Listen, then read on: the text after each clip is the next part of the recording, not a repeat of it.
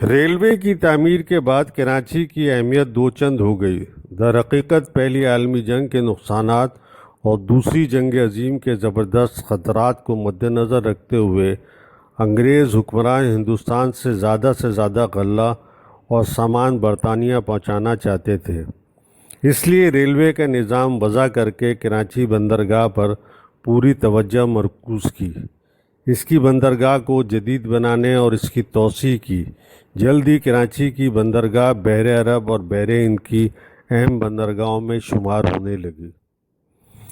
اس طرح کراچی میں بین الاقوامی بندرگاہ بن گئی اور اس خطے کی سب سے اہم بندرگاہ شمار ہونے لگی۔ یہ بندرگاہ قدرتی طور پہ کٹے ساحل کے ساتھ ایسے ساحلی کٹاؤ پر واقع ہے جہاں سونامی اور اونچی بھری لہروں سے بچاؤ ہوتا ہے۔ یہ اس بندرگاہ کی بڑی خوبی ہے۔ 19ویں صدی کے آخری اشروں اور 20ویں صدی کے اولین اشروں میں برطانوی حکمرانوں نے کراچی کی بندرگاہ کو سب سے زیادہ استعمال کیا۔ یہ نہ صرف تجارتی بلکہ دفاعی طور پر بھی انگریزوں کے لیے بہت اہمیت کی حامل تھی۔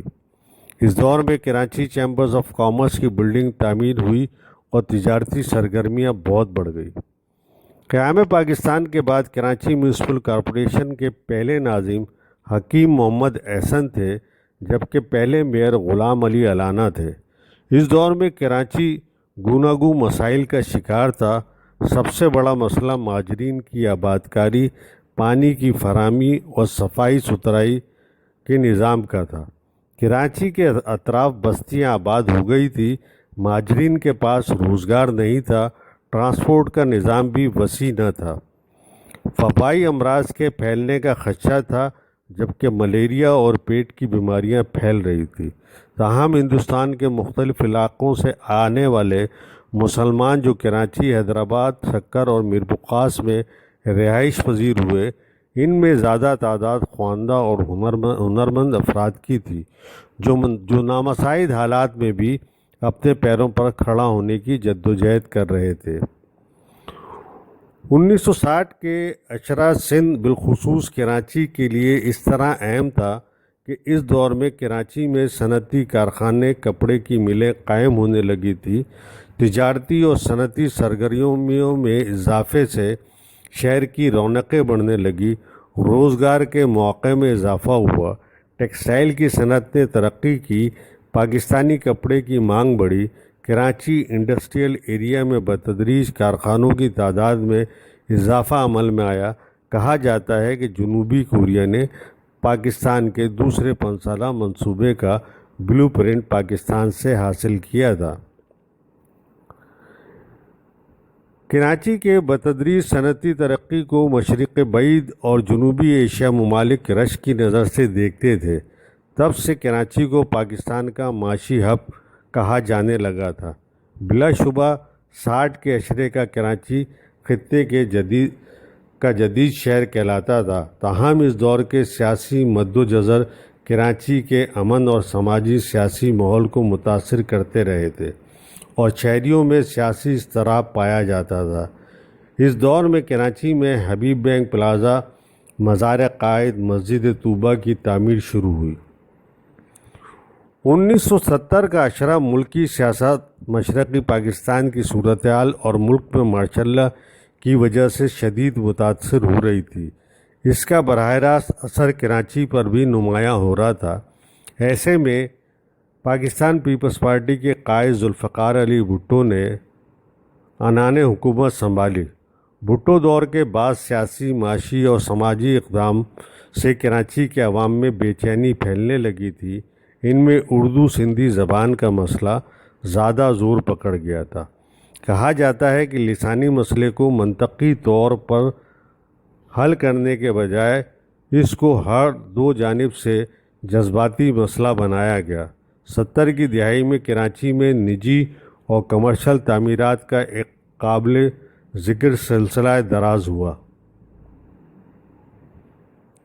دراصل اسی دور میں خلیجی ریاستوں میں روزگار کی تلاش میں جانے والے تارکین وطن کے زر مبادلہ سے اس رجحان کو مزید فروغ ملا۔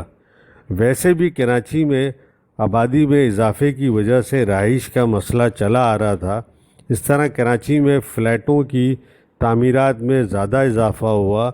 اس دور میں پاکستان اسٹیل ملز کراچی میں بھی ضروری انفراسٹرکچر کی تعمیر کا سلسلہ جاری تھا، تو دوسری طرف پاکستان ٹول فیکٹری میں بھی تعمیرات جاری تھی، جبکہ زیادہ ہنرمند مزدور خلیجی ریاستوں میں کام کر رہے تھے۔ ایسے میں کراچی میں ہنرمند یا نیم ہنرمند مزدوروں کی کمی محسوس کی جا رہی تھی۔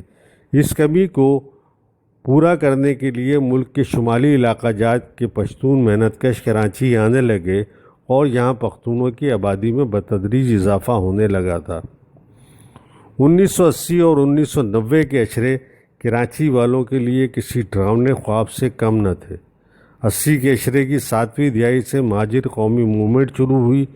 دوسری طرف اسی عرصے میں افغانستان میں نام نہاد اشتراکی انقلاب اور روسی فوجوں کی افغانستان میں آمد کی وجہ سے پاکستان میں 10 لاکھ سے زائد افغان پناہ گزین آ گئے، جن کی اکثریت کراچی میں آباد ہوئی۔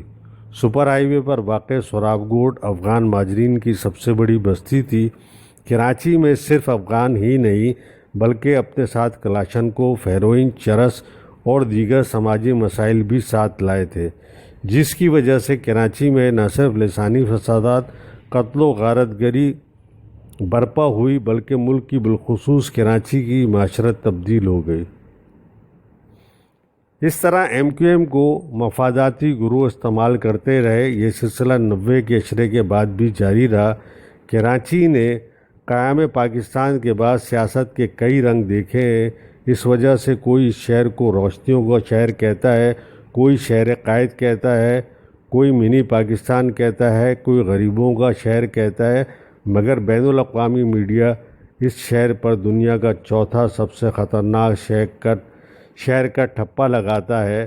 ان 20-30 برسوں میں ہڑتالوں، فسادات، دہشت گردی کارروائیوں کی وجہ سے کراچی کی معاشی ترقی ساخت ہو گئی۔ بیشتر صنعت کار اپنے کارخانے دبئی لے گئے یا پھر ملک کے دیگر شہروں میں منتقل کر دیے۔ تعلیمی ماحول بگڑ گیا، ہزاروں نوجوان پر مقدمات بنائے، انہیں ٹارگٹ کلنگ میں ہلاک کیا گیا، جبکہ ان میں اکثریت نے بے قصور جوانوں کی تھی۔ اس دور میں کراچی کو جو نقصانات برداشت کرنے پڑے وہ ناقابل تلافی ہیں۔